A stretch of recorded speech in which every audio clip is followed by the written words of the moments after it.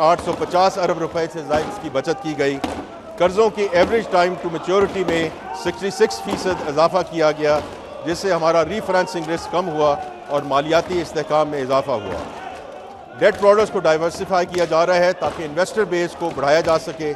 इस सिलसिले में पाकिस्तान स्टॉक एक्सचेंज के ज़रिए स्कूप बॉन्ड का इजरा कर दिया गया है, जबकि मज़ीद प्रोडक्ट्स को लॉन्च करने पर गौर किया जा रहा है। ग्लोबल बेस्ट प्रैक्टिसेस के मुताबिक डेट मैनेज ऑफिस की रीस्ट्रक्चरिंग की जा रही है। पहले पैंडा बॉन्ड के इजरा की तैयारी मुकम्मल कर ली गई है, जिसका मकसद दुनिया की सबसे बड़ी और गहरी चीनी कैपिटल मार्केट तक पाकिस्तान की रसाई को मुमकिन बनाना है। SOE reforms.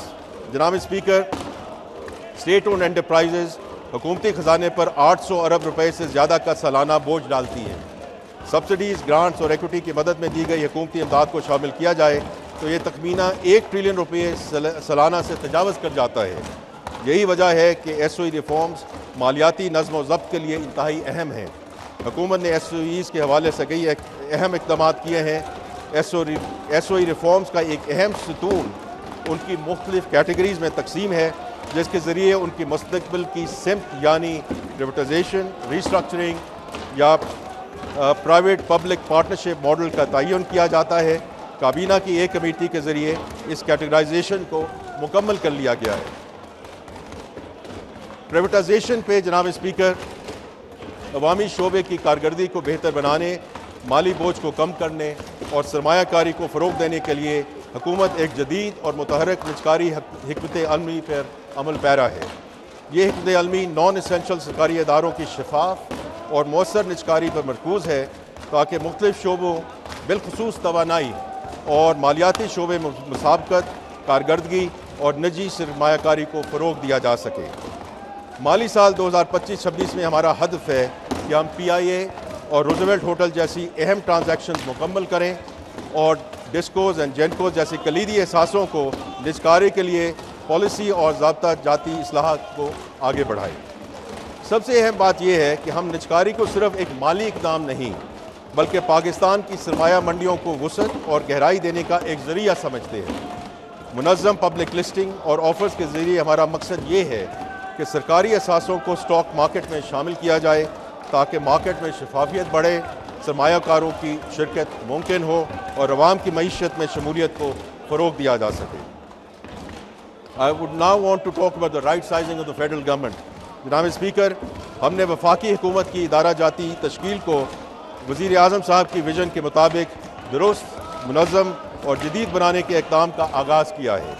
ये अहम और बुनियादी इस्लाहात इस असूल पर मबनी है कि हुकूमत अवामी सहूलियात की फराहमी के लिए टैक्स दहिंदगान पर कम से कम बोझ डाले, हुकूमती स्ट्रक्चर में इनोवेटिव आइडियाज़ के लिए साजगार माहौल दस्तयाब हो और हुकूमती कारोबारी मामलात में हिस्सा ना बने, बल्कि जो मैं बार बार कहता रहता हूँ और वज़ीर आज़म साहब भी यही कहते हैं, the private sector should lead the country.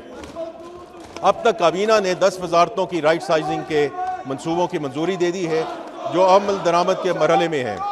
6 divisions को ज़िम करके 3 बना दी गई हैं। 45 कंपनियों और इदारों को प्राइवेटाइज, ज़म या वाइंड अप किया जा रहा है। तकरीबन 40,000 वेकेंट पोजीशंस को ख़त्म कर दिया गया है। अगली 10 वजारतों के लिए राइट साइजिंग की सिफारिशात को हतमी शक्ल दी जा चुकी है, जबकि मज़ीद 8 वजारतों के हवाले से तजावीज़ ज़ेर गौर है। Pension reforms. जनाब स्पीकर, पेंशन रिटायर्ड मुलाजमीन का बुनियादी हक है। पिछली कुछ दहाइयों में पेंशन स्कीम में एग्जीक्यूटिव ऑर्डर्स के ज़रिए तब्दीलियाँ की गई, जिसकी वजह से सरकारी ख़जाने पर बोझ पड़ा। पेंशन स्कीम को दुरुस्त करने और सरकारी ख़जाने पर बोझ को कम करने के लिए हुकूमत ने पेंशन स्कीम में इस्लाहात की हैं, जैसे कबल अज़ वक्त रिटायरमेंट की हौसला शिकनी, पेंशन इजाफा कंज्यूमर प्राइस इंडेक्स से मुंसलक, शरीक हयात के इंतकाल के बाद फैमिली पेंशन की मुद्दत 10 साल तक महदूद, एक से ज़ायद पेंशन का खात्मा, रिटायरमेंट के बाद दोबारा मुलाजमत की सूरत में पेंशन या तनख्वाह में से किसी एक का इंतखाब। अब मैं उन अहम मौज़ूआत का अहाता करना चाहता हूँ जनाब स्पीकर, कि जो कि कौमी अहमियत के हामिल हैं। पहले क्लाइमेट चेंज। जनाब स्पीकर, माहौलियाती तब्दीली पाकिस्तान के लिए एग्जिस्टेंशियल थ्रेट है। ये हमारी बका का मसला है। पाकिस्तान माहौलियाती तब्दीली से सबसे ज़्यादा मुतासरा मुल्क में शामिल है। ماحولیاتی تبدیلی کے منفی اثرات کا سدباب حکومت کی اہم ترجیحات میں سے ایک ہے۔ ماحولیاتی تبدیلی سے نمٹنے کے لیے بیش بہا وسائل کی ضرورت ہوتی ہے۔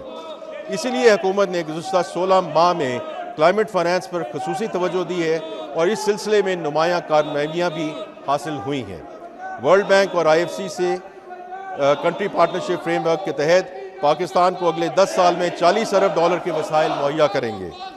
ماحولیاتی تبدیلی سے نمٹنا اس فریم ورک کی اہم ترجیح ہے۔ اسی طرح 1 سال کی انت تک محنت کے بعد آئی ایم ایف نے پاکستان کو $1.4 ارب کی ریزیلینس اینڈ سسٹینیبلٹی فیسلٹی فراہم کی ہے۔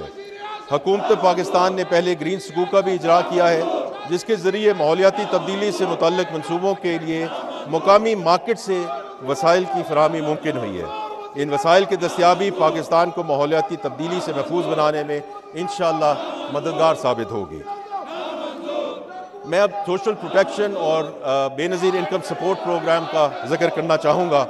جناب اسپیکر، ہماری حکومت ایک جامع اور مؤثر سماجی تحفظ کے نظام کے ذریعے معاشرے کے کمزور ترین طبقات کے تحفظ کے لیے پرعزم ہے۔ جاری مالی سال 2024-25 کے دوران بے نظیر انکم سپورٹ پروگرام نے کم آمدنی والے خاندانوں کو معاشی مشکلات سے بچانے میں اہم کردار ادا کیا۔ 592 ارب روپے کے مختص فنڈ میں سے ایک کثیر رقم کے ذریعے 99 لاکھ مستحق خاندانوں کو غیر مشروط نقد امداد فراہم کی گئی۔ اس کے علاوہ 1 کروڑ 16 لاکھ بچوں کو تعلیمی وظائف کے ضرور میں مالی معاونت فراہم کی گئی۔ بی آئی ایس پی کے نشو و نما پروگرام کے تحت 15 لاکھ لیکٹیٹنگ اینڈ پریگننٹ مدرز کو اور ان کے 16 لاکھ بچوں کو نقد امداد اور غذائیت پر مبنی خصوصی خوراک فراہم کی گئی۔ مالی شمولیت کے فروغ کے لیے سال بھر میں 2,50,000 مستحقین کو فائنینشیل لٹریسی کی تربیت دی گئی۔ انفارمیشن ٹیکنالوجی، جناب اسپیکر، آئی ٹی کا شعبہ اپنی برآمدات کی صلاحیت کی وجہ سے ملکی معیشت کا ایک انتہائی اہم حصہ بن